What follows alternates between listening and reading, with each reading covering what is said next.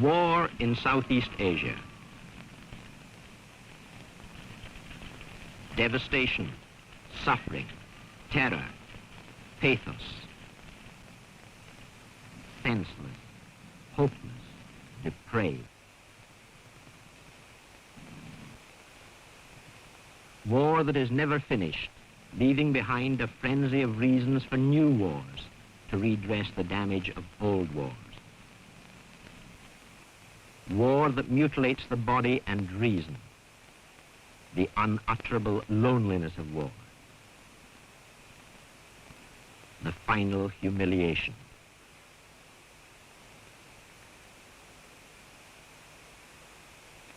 War anywhere.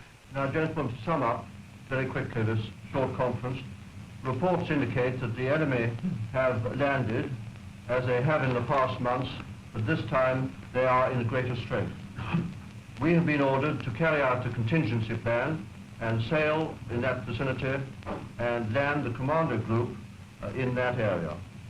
The coastal strip has been photographed, landing sites and beaches have been seen, and incidentally, Colonel, in this respect, you will be giving some help. Yes, that's right. The special boat section will be landing after dark tonight. We'll have a good look at the beaches, and as soon as they've found out what they wish to find, they will let us know by signal. Good. Captain Guy Morgan, DSO, is summing up this conference with the heads of departments and Colonel Goulet, Royal Marines.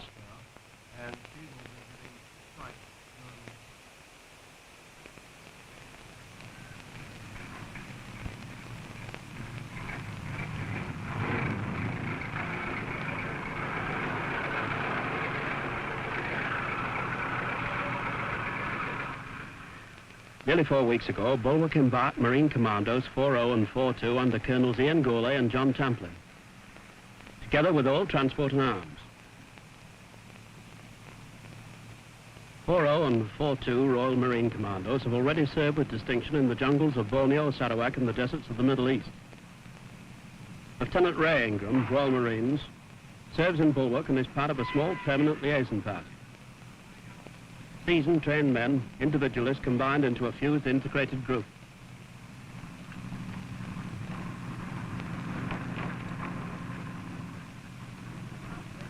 Bulwark is a commando ship of some 22,000 tons. First commissioned October 1954 as a light fleet strike carrier, she was converted to the commando role January 1960. She has spent most of her working life east of Suez.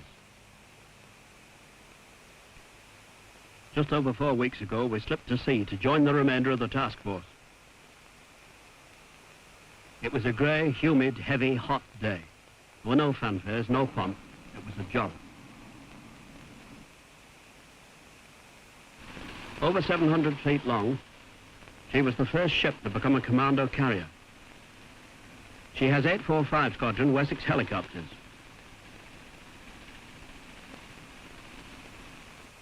Under thy wings will I trust.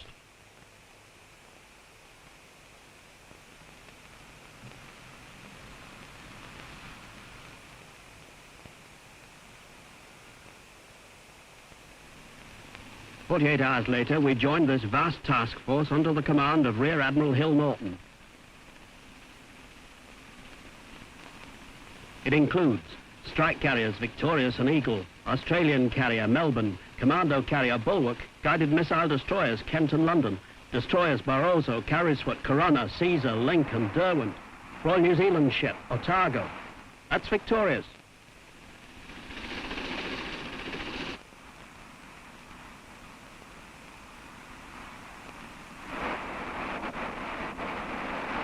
That's Kent, the guided missile destroyer. Why were we here? Intelligence had given detailed and accurate reports of an aggressive state's massive build-up of troops and supplies aimed at a friend. Yet we have had to wait until called. So here we are in a strategic area steaming in an apparently aimless pattern. Lieutenant Commander Sean MacPhail, second in command flying, responsible for all takeoffs, landings, etc. Major Tony Eyre, Royal Marines, in command of Bulwark's Marine Liaison Party. Successful embarkation of troops into helicopters will be his special responsibility.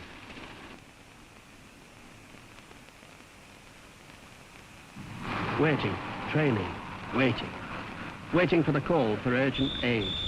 The diplomats waited, the politicians waited, we waited in a strategic area and hoped. Like fire engines waiting at an airfield for a crippled aircraft to land, we hope but are ready. Today we have been told we have hoped in vain.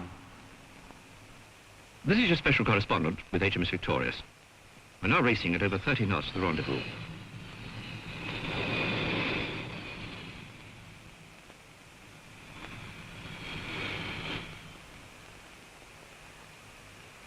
On the right is the mirror landing gear. This guides the pilot onto the flight deck.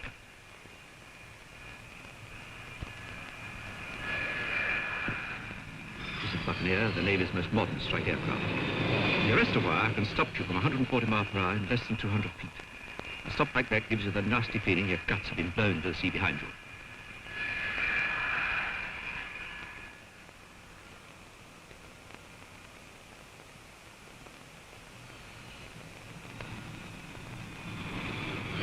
Sea Vixen, a developed and proven aircraft.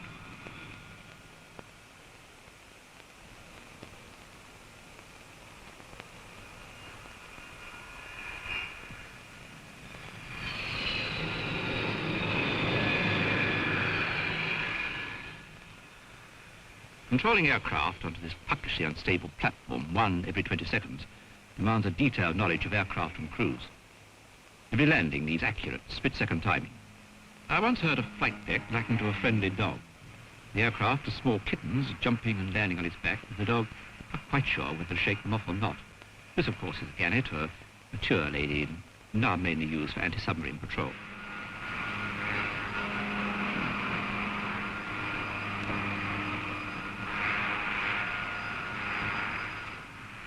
Strike carriers are screaming, noisy brute.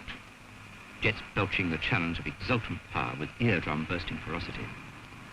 Lit bells clang, the thump of heavy aircraft landing, the heat, the stench of avgas. Captain Davenport, OB, in command of Victorious. What time do we get to the area, pilot? 22:30, sir. Well, I don't want to hang around here too long. Whilst we're racing to the battle area, let me recap on the situation. The enemy has struck in two places. One, an advanced area deep in the jungle. The Royal Marine Commandos 4 and 42 in Bugo captured a Kate and destroyed this elusive, well-equipped, vicious force. Now, Victorious is sending her Sea Vixens to cover the assault landing. Once we have covered the Marines' landing, we steam like a scalded cat to the second area, about 100 miles north. Here, on the open plains, the enemy's main heavily armed force is streaming through in great strength.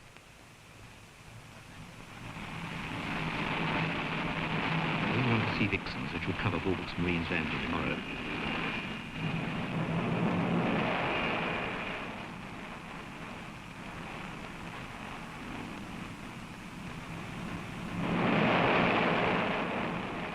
Our strike aircraft, together with HMS Eagles, must blast and stop this modern force. It's here that the Buccaneers will prove themselves. Once the enemy's been stopped, we intend putting in more Marines and bringing in the Army. And we have to clear airstrips for the RAF.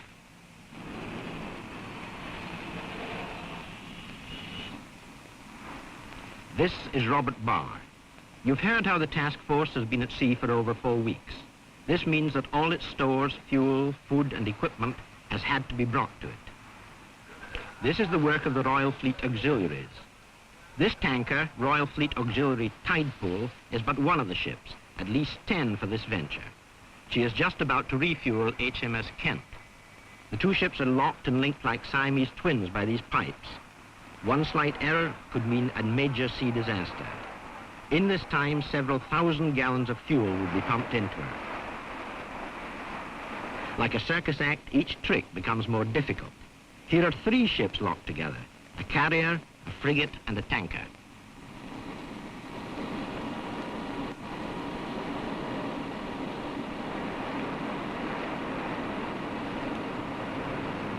Bulwark's Ops Room, the ship's nerve centre. Ops Officer Lieutenant Commander Ninian Auld is for the Captain, Royal Marines. All blown up. With your beaches, Queen Green, Queen Red, the 2 landing sites, Blue 1 and Blue 3. Yes. The prominent features close to them, Eagle's Claw and Vulture's Beak. The road running south, And the river, of course, or rivers, which we shan't use in the early stages, but we may be using them later on. Yes. Not very much information about the enemy as yet. Weak battalion in the area. We hope to know rather more from your SBS boys in the submarine. This is the Chief Petty Officer's bar. It's all right for you. Just bought your iPhone, haven't you, to Hong Kong? Yeah, well, it's just 100 quid, isn't it? To start with, and how much? Well, it's got on this holiday, you know. So how much does that work out a day in the hotel? Well, we got a very good hotel for about $35 a day, which is near enough. Just over £2 a day. That was without food, you know. Oh, you had to pay through for those extra, huh? Oh, yeah. Well, you do, yeah. Instead of doing an 18-month commission, if we cut it down to a year, do you think that'd be better? Definitely. I prefer a year commission, say, with a holiday for the wife to join you about halfway through. Yes. And give her a break. But who You have a responsibility at home, wouldn't you? Yes, but who do you want to pay for this? The Navy, of course. The Navy has given much thought to finding the complete answer. Perhaps like most emotional problems, the answer will always be as complex as the problem. Shorter sea time, longer leave periods with family transported, free travel, air crew mid-tour leave, complete ships companies interchanged by RAF Transport Command, all have been tried. A task force replaces land bases we're losing. A permanent land base accommodates wives and families. Stoker Anderson.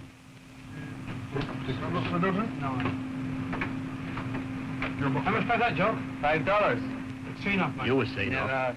I remember a card seller on Tower Hill flogging 25-year-old picture postcards to continental sightseers at £half a crown a time. That's how we know local peoples. As traders, stall holders and barkeepers who will see us off if we don't see them off. This is the captain speaking.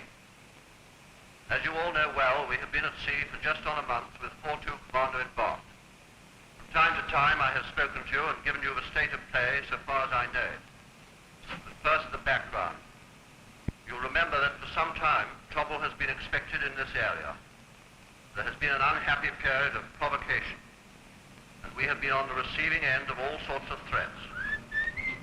Incursions have been made every so often, but last night news came through that landings in greater numbers have taken place. We are therefore closing the area with a view to carrying out an assault and putting in the Marines to bat at long last. They'll be up against ruthless, well-armed forces, and in addition, the locals are being terrorized and pillaged and have asked for help, so we shall have to do all we can to land supplies and medical teams. Now, the way that this is going to be tackled is from two separate areas. The northern one will be the concern of the Victorious, who will be putting in her strikes there, and so she'll have little effort to spare to support us. In the south, we shall be landing the Marines by air and sea. And incidentally, this will be into an area of good, thick jungle, which will make it tricky for both our helicopters and the Marines embarked in them. That is all the news for now, but I shall keep you informed as we go along. Action stations will be sounded off before dawn. It will need an all-out effort and long hours of work. However, we will give the Marines all the facilities and support which we can muster. Action within 24 hours. Now the captain is free to keep his officers and ship's company completely informed. The enemy has a few submarines and surface ships. Our job is to avoid an open engagement. A safe landing in the jungle of our Marines and stores is vital. Lieutenant Commander Penny is the schoolmaster. He's also the Met officer. Triangle. By using the sine rule, calculate... He is a mathematician that has to coach his students for GCE, O and A levels in the arts, sciences and languages. There is also the Navy's complex technocrat fields. The exam record is high. Chiefs, petty officers and ratings study together without embarrassment. The service helps. It needs men of high ability and training. Excuse me, sir. This trouble we're having just now, will it delay the final GCE exam at all? Oh, no, I don't think so. I've got the papers on board, so everything should go ahead as scheduled. Okay, thanks very much, sir. The situation at the moment is that Kent and their escorts have closed up round us and we are now proceeding to the assault area. Victorious is about 100 miles to the southwest. Will be giving us distant air support, but I don't think she'll be able to support us once we are in the assault area. The RFAs are almost in position now. They will be by the time we get up there, and that should be all okay. Well, that's fine. That means there'll be no hold-up on the replenishment. Vic will certainly not be able to give us air cover during the assault. She's got further commitments up north. Well, it just occurred to me that if this assault goes according to plan, we might have time tomorrow, late tomorrow afternoon, to do the refueling. I suggest you get in touch with the pilot, and we can put that in play now, and make the necessary fixes. Quite clear, Q-desk. Serial 26 ready in the hangar now. We should just be about on our turn now, pilot. Yes, I want course 320 now. And that takes us up parallel to the coast. Yes. All right, Oswald, C60 and come on to 320. Aye, sir. To get the Marines in, Bulwark must thread her way through a group of enemy-held islands.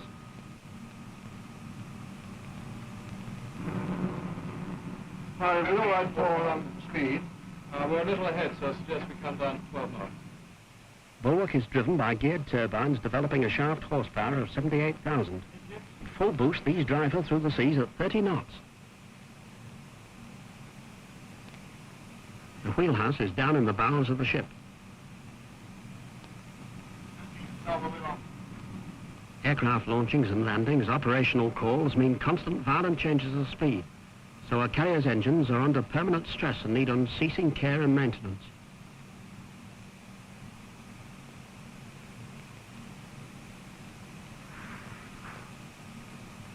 As in civilian life, the bakehouse works through the night.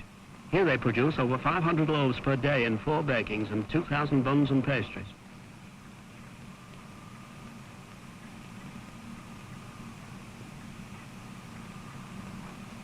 The buns are receiving the final happy polish.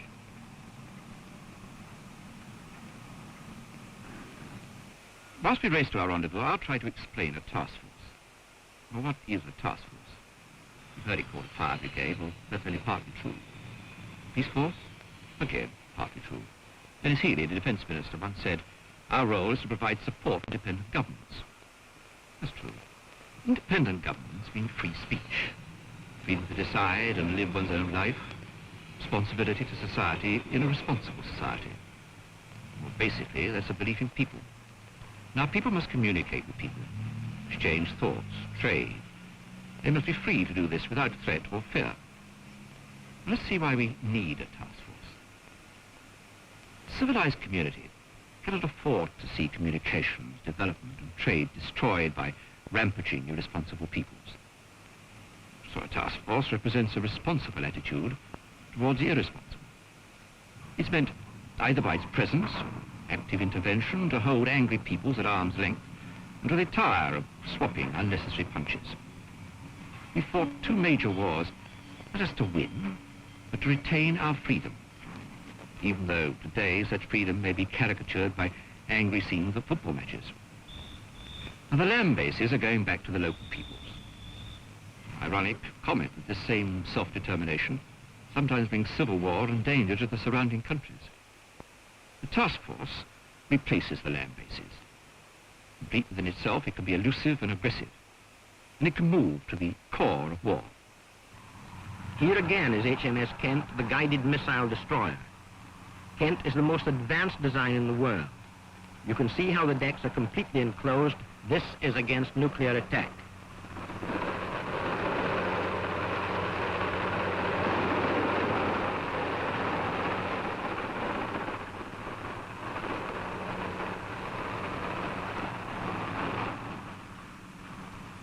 Captain Lewis, RN, he commands a team of high ability, physicists, electrical and electronic graduates, nearly 500 crew in all. Sea Slug and Sea Cat guided weapon systems can deal with attacks from the most modern aircraft at both close and long range.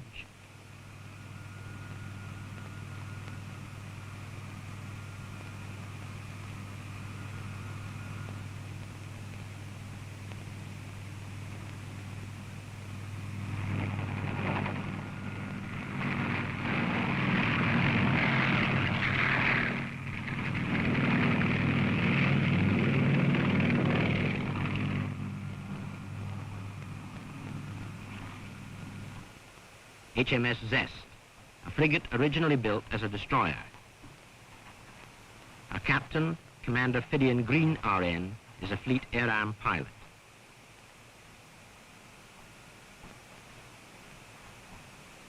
Zest has a multi-purpose role, from anti-submarine screen to a strike carrier's guard ship during night flying. Again, training never ceases.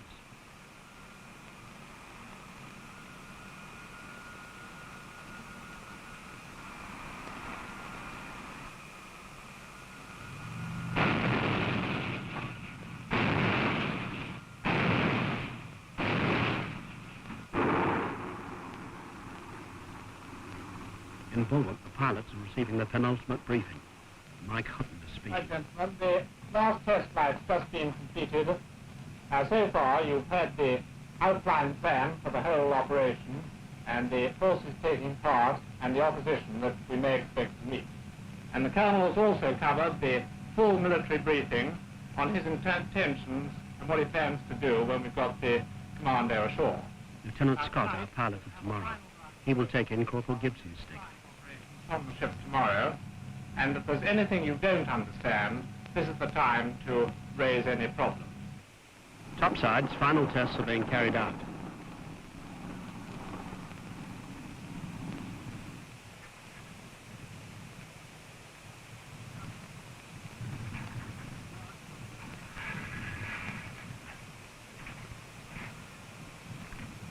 Maintenance, constant care.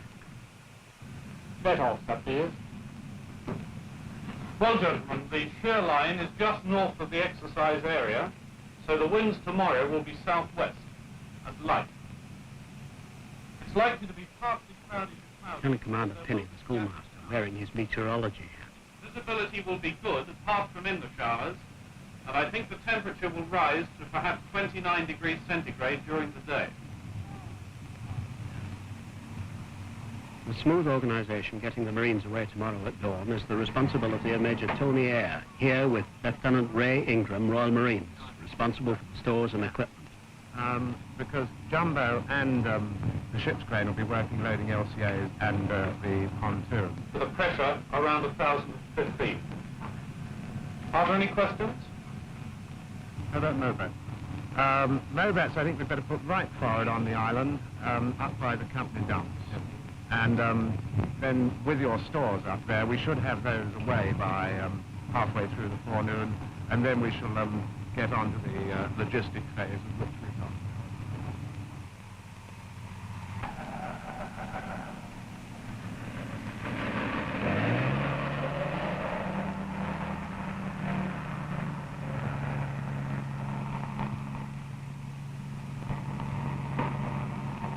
Start up Channel 4 over to 3 and take off on Channel 1. Lieutenant Jones, number 2 operations officer. He's a Fleet Air Arm observer. And on breaking into stream, chop to Channel 4 at the chop line here and call forward control. Touch the fly. The first wave will go in at tactical height as briefed by the squadron commander. Thereafter in at 200 feet and back at 400 feet.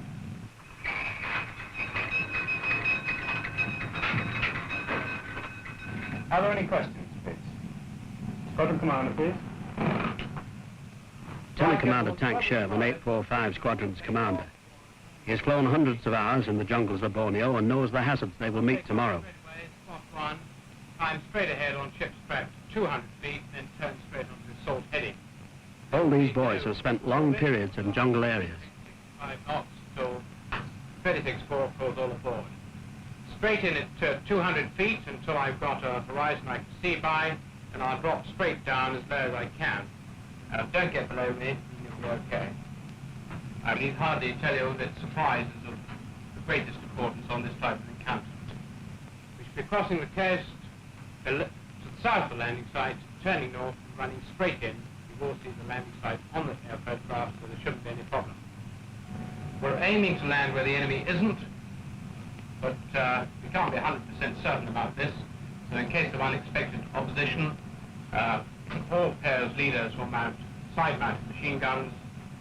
They're in defense, and all number 2s will carry fixed forward firing armament to support. Apart from that, it's SOP.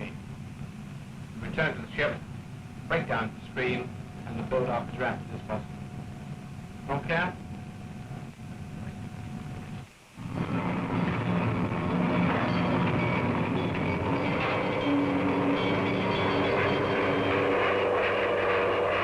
The tiller will be on the starboard bow, and the first police aircraft, the first wave, will be on spots 1. Lieutenant Commander Sean McPhail, second in command flying. You've seen him before. A distinguished pilot. Will be slotted starboard side. The aircraft will be launched in the order the Hiller first, going starboard, the SAR second, followed by the first wave of assault aircraft. And as soon as the spots are clear, the aircraft for the second assault wave will be ranged on the spots. Standard operating procedures throughout. Are there any questions?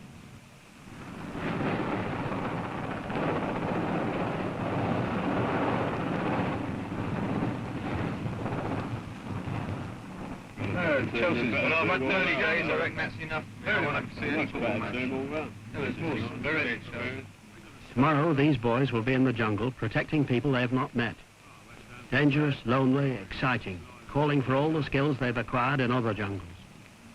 Tonight, like any other group of men anywhere, in workshops, in pubs or clubs, they argue. Football, cars, women, or anything. You name it, the men will argue about it. This is Robert Barr. Here is a classic, horrifying case of if only.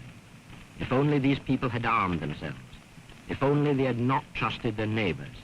If only the politicians had not been forced to sit balancing delicate arguments against indelicate threats. If only this unhappy country had asked for help much earlier. If only. Perhaps these appalling scenes of terror, devastation, death, and degradation need not have been.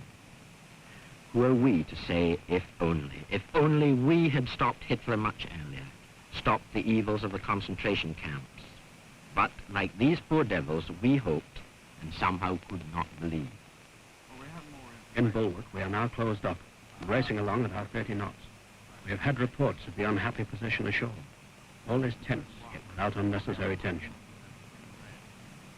As soon as the landing site is secured, I think the intention is to go up towards Eagle's Claw, where we have one company of the enemy. I see. The Colonel has decided that Eagle's Claw must be the first objective to clear the way for our logistics support coming in over Queen Green Beach. And this will be taken by the second company coming over Queen Red Beach. First of all, we must secure that Blue 1 and Blue 3 landing site, and that will be assaulted by the helicopter-borne company, which will be Alpha Company. As soon as they are ashore, they will split up. One troop will go up the road, and the other two troops we want to lift ground by helicopter to do a hook round the rear of Eagle's Claw. With the latest intelligence, the Colonel is quite confident that one company will be sufficient to take that beach. That'll mean taking 4 helicopters out of the stream to Blue 1 to take the troops round to Eagle's Claw. Yes, it will be, sir. Look, I've got you both up here before we get down to the final briefing. There's a minor drama. For the initial launch, the ship is now forced to operate a few miles further away than we'd originally planned. But for the actual touchdown and the assault, this is going to be still all right. And we can increase the fuel by an extra 200 pounds. And Sean, the captain, says he can give me another 5 knots of wind over the deck. So we'll just launch that a little bit earlier, and I reckon all will do well. You happy, Jack? Yes, well, I see no problem there, sir. With the extra 5 knots over the deck, we'll be right with the extra 200 pounds weight on takeoff. And, of course, we'll have burnt off more fuel and be approximately the same weight at the landing site. The only thing it will affect is that on return back to the ship, our fuel margins will be lower, so we'll have to get on without any delay. Yes, I see no problem for the launch or recovery. We're well within limits for engaging rotors and for landing and takeoff. Yeah. And if we have briefing 10 minutes before we had normally planned. Fine. The early call. 2 hours from now, these boys will be in the jungle. Get moving. Come on. Make a move. Come on. If you make these times to the side, come along. Get out. Contra. This was to be Anderson's GCE day. He faces a very different test. What line Delta this morning, Derek? This is the morning. last civilized wash.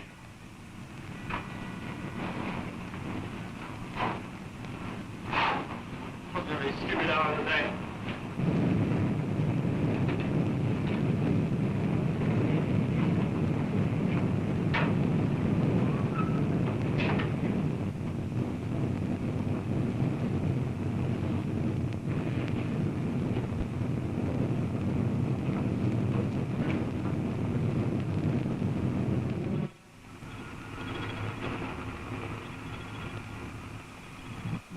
Ready to come 250.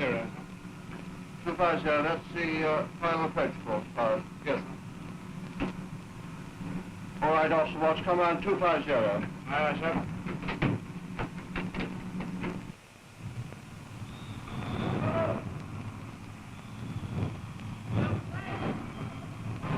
Marines wait in the hangar for the final call to the flight deck.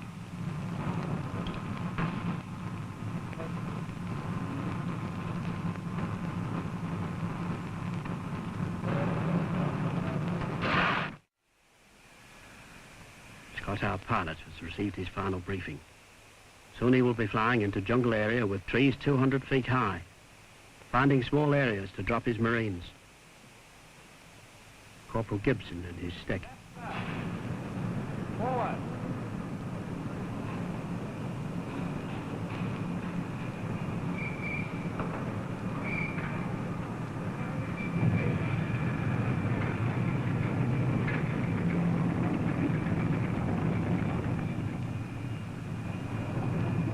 Stand up. Quick. Off.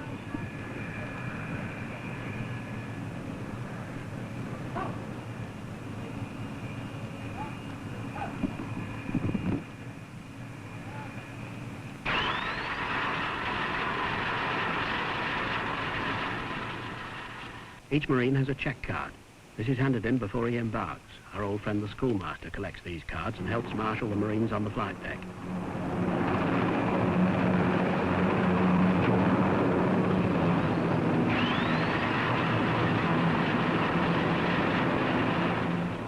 Each section of Marines is called a stick. A stick is 8 to 10 men under a corporal.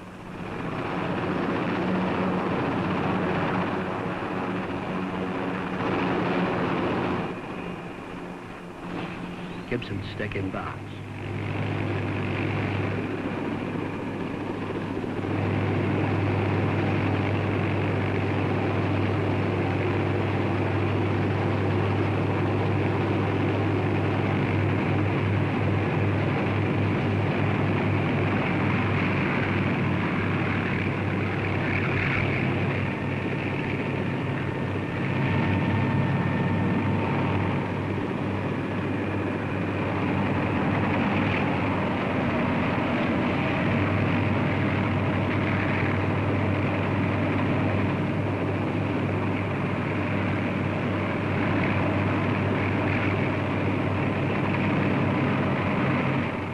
Last look at Mum Bulwark.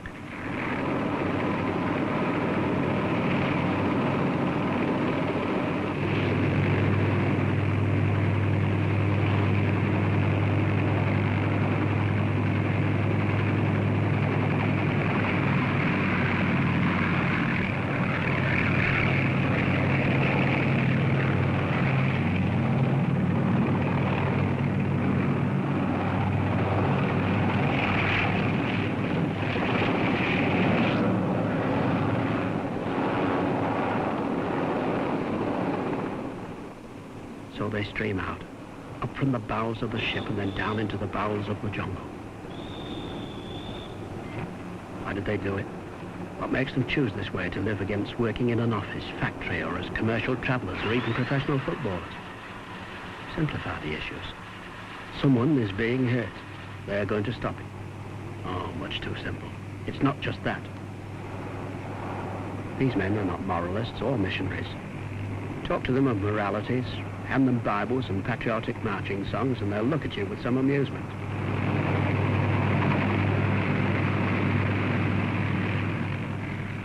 Of course, helicopter flying is fun. Landing and taking off from a sliding flight deck. constant low flying. It calls for skill and so many permutations of any one given situation.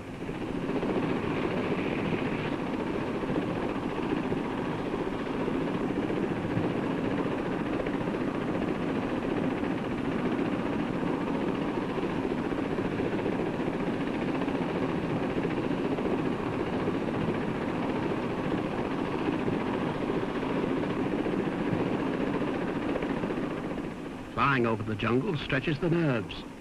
Add an unseen enemy waiting to bang away and the tingling edges up.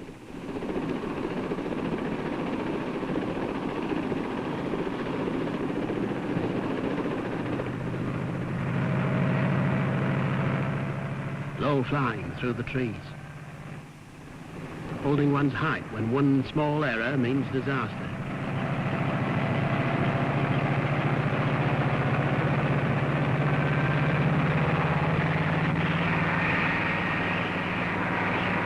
Wit, training and trust in the machine.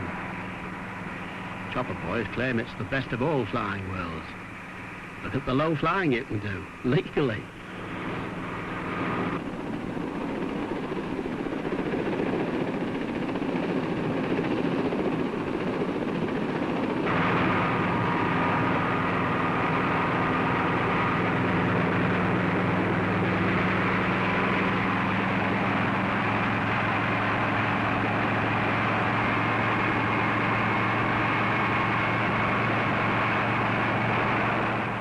One thing these men know for sure is that their real master is Her Majesty's government. They do not move unless ordered to do so by Her Majesty's government. Service life, soldiering with its known discomforts, its known dangers, is to these men an accepted way of life. It offers a personal challenge and excitement. It has its own freedoms, its own loyalties. It is an interdependence upon each other and so its own responsibility. It keeps you alert and wary. When they see the damage caused, the mutilated bodies, the bereaved children, the women crying over the dead, like us, they'll be moved to tears and then to blinding anger, for they are ordinary men. Like us, they'll be bemused by man's bestiality to man, then they'll get on with the job of clearing up the mess.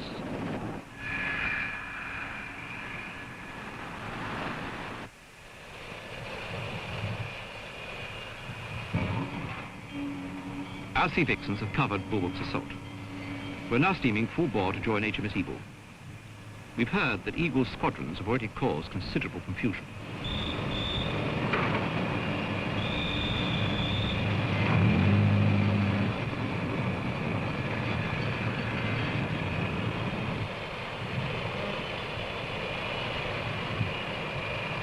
The young pilot is inspecting his aircraft.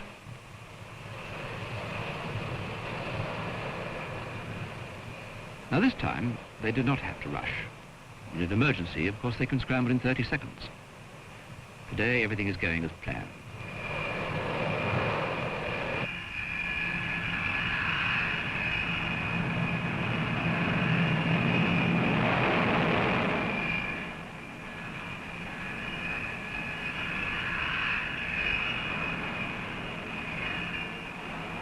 This is Lieutenant Hamilton. He's typical of today's aircrew.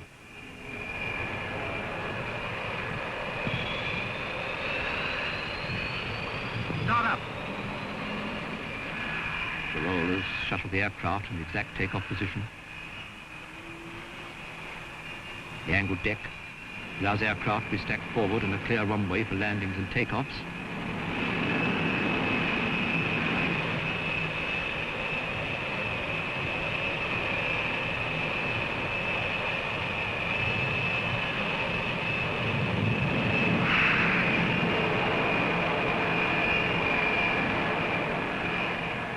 Here the rollers again.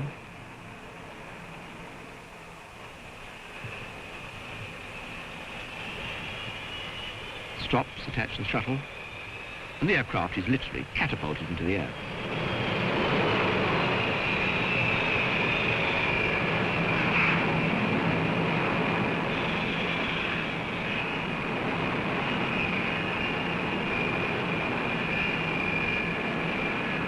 Here's the shuttle being attached to the strop.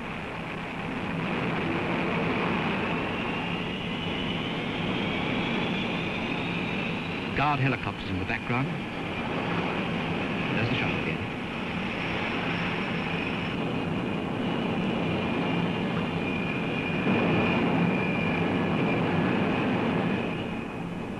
So they go. 1 every 20 seconds. 3 a minute.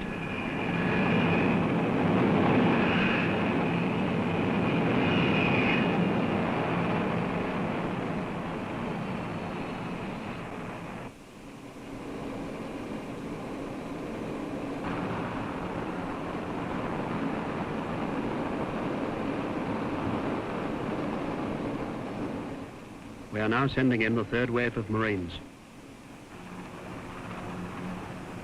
There is a terrifying inevitability in this steady, regular march of men. There is no dashing around, no apparent urgent agitation. They run to the aircraft, that's all.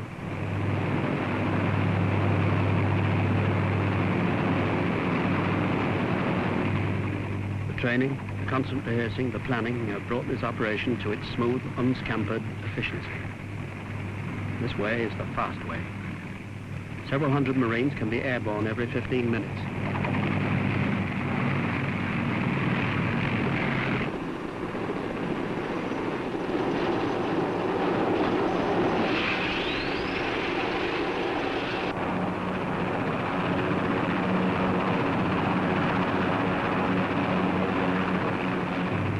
So the build-up goes on.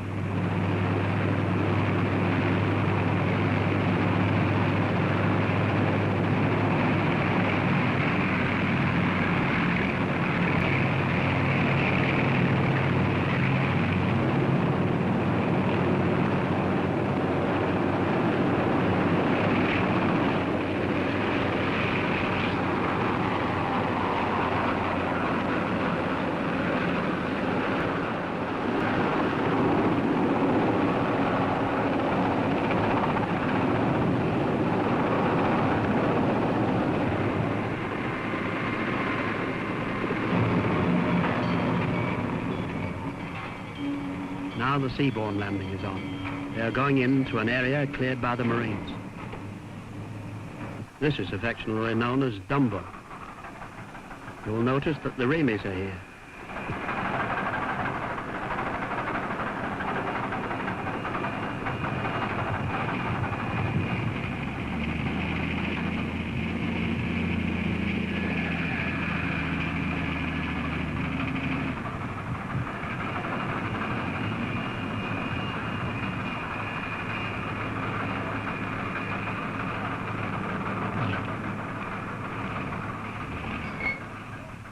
Combined force operations are no longer a new concept. The Ministry of Defence is the logical outcome of such thought. We may be moving into an era of complete integration. We know that we are only the leaseholders of our land bases. We are the freeholders of a task force. A task force is not meant for the global nuclear holocaust we all dread.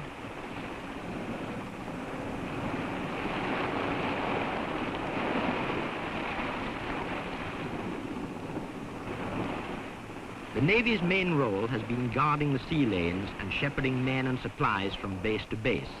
Of course, this has entailed major naval actions. But the Navy's role is changing, and it is no longer just an escort. So the degree of cooperation may change. The scenes you have been watching are normal cooperation, Army, Marines, and Navy. But the Army has only a small role in this part of the operation. This could change.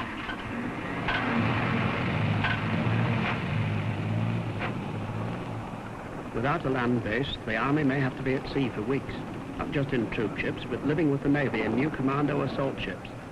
This will call for considerable emotional and personal readjustments. Old prejudices and shibboleths must go. The Army side will still fight in the deserts, plains and jungles, but its base could be the carrier. Indeed, HMS Fearless is the new assault ship designed for such work.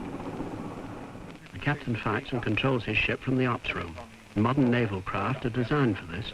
The captain on the bridge is now like a dodo.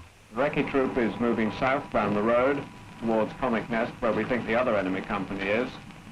The third enemy company, which is spread out over Vulture's Beak, is giving rather more trouble than we expected and may have to be dealt with. Now, what about the reserve company on board? Are we likely to have to land them? Well, that's yours, I think.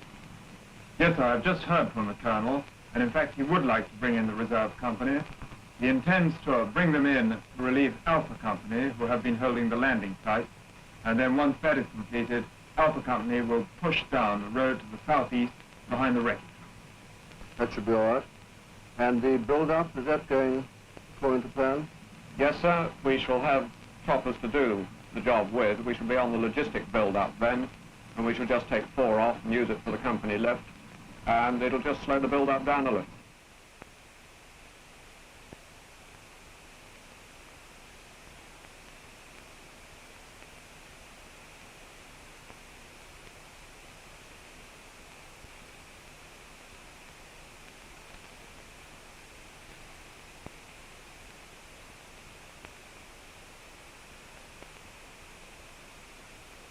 Corporal Gibson's stick has advanced into the steaming, hot, wet jungle.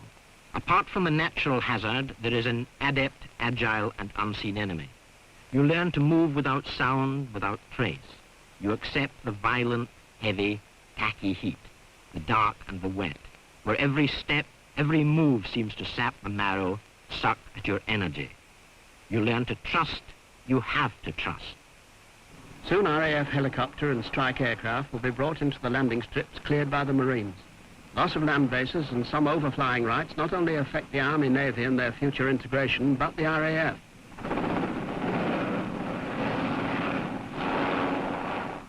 The task force desperately needs the RAF long-range transport jets, not only for urgent technical supplies, but to interchange complete ships companies, and so maintaining fresh alert efficiency. The task force might have to accept a very close integration with the RAF. Here is the reason for a task force, to prevent this kind of senseless terror, or at least localize it. Today the task force seems the answer. Maybe there are others. We have seen but one aspect of the work. In a civilized world, we must accept some responsibility. Responsibility is collective. We know the wasting terrors of war. We should take some part in preventing it happening anywhere. It is the people you see here who suffer. Theirs is the loneliness of abject despair. And so the work goes on.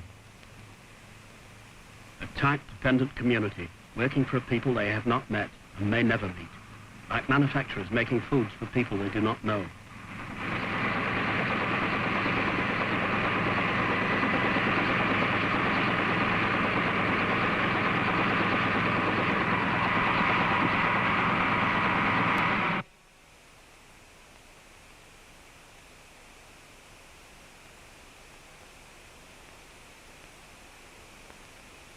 In a strange, bizarre way, these boys are also helping the export drive so urgently demanded by the government.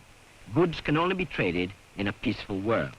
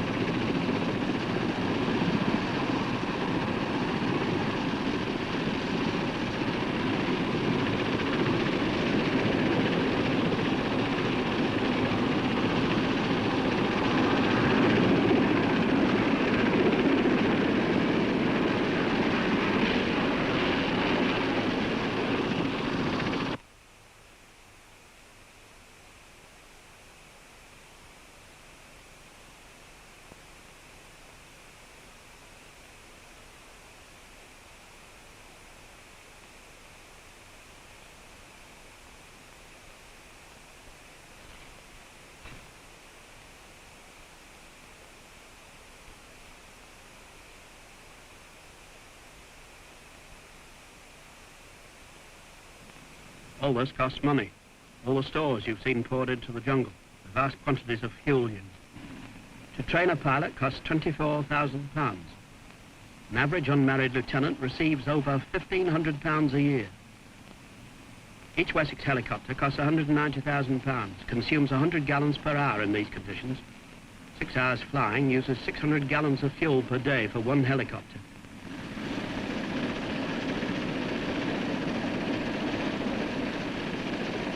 Victorious is restoring.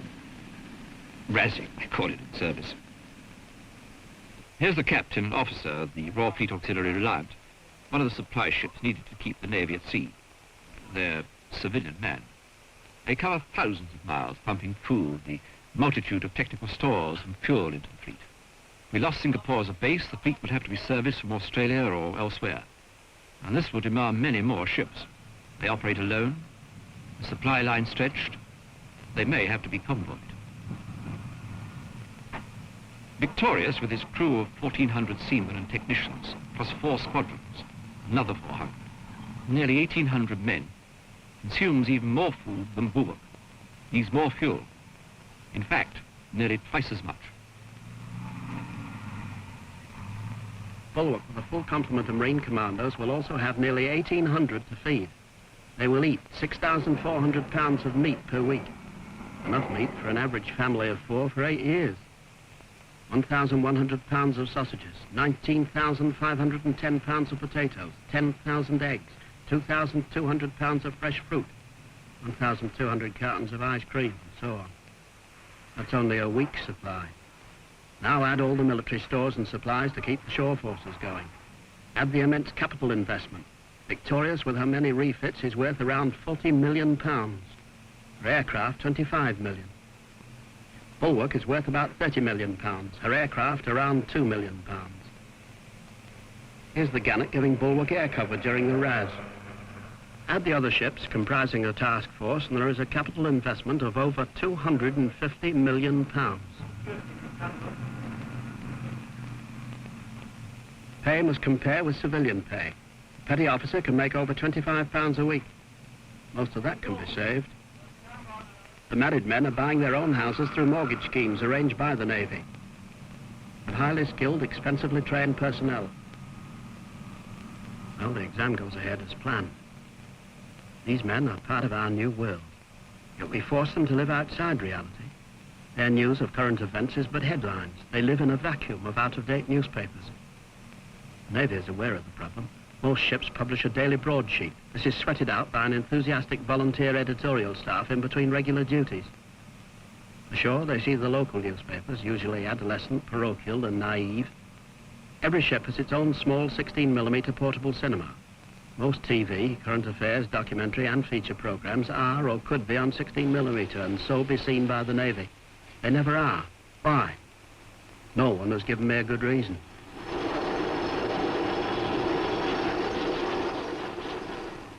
Bulwark has a highly qualified medical staff and good facilities. As soon as the Marines have completed their task here, they will be withdrawn and taken up north. Bulwark not only brings the Marines to the area, but acts as depot ship, hospital, etc. Where the helicopter mark is. He should have been back about 10 minutes ago, and he's not back. It's getting a little late. Ironic that the smoothest way for getting the wounded below is on the bomb lift.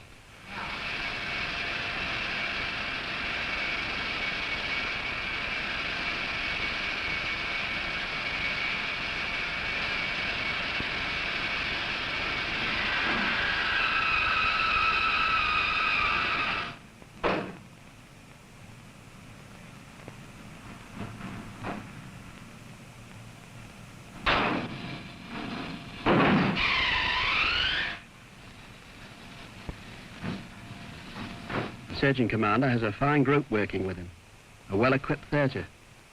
I think it'd probably be dangerous to send any further choppers into that area. What I suggest is that as soon as Charlie Company are firm on the position, that they push forward a foot patrol into the area where the helicopter was last seen and see if they can report anything.